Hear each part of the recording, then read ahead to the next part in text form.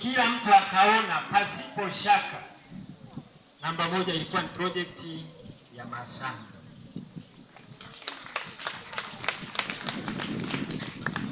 Baada ya pale walimpeleka kwenye project zingine. Baada ya pale tukaendelea na ratiba ya utoaji wa zawadi. Sasa wakati wanaanza kutoa zawadi, wakasoma special award zote kama 10 zikaisha. Mimi nilikuwa na record. Nilipoona wakwangu hawamo, na mimi nikakata tamaa. Na simu nikaweka mfukoni.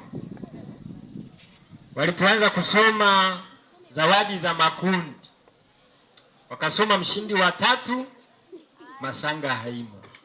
Simu nikaacha huko kabisa. Wanakuja kusoma mshindi wa 2, Masanga sekondari.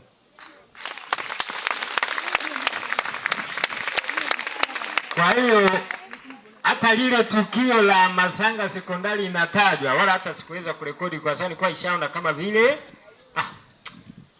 hapa imeshapita, hatuna chochote tena. Lakini kumbe pale unapoelekea kukata tamaa, kumbe hapo ndipo kuna ushindi.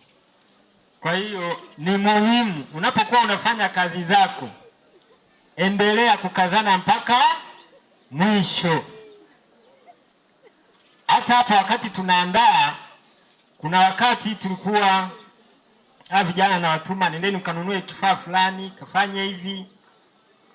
Nikiona wamechoka, saa nyingine nawapa 500, kanunue mandazi tubaki hapa mchana.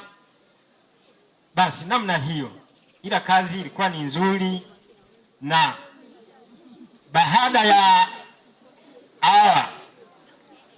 Anderson na Edison kupokea hiyo kazi kwa ajili ya kwenda kwenye mashambulizi,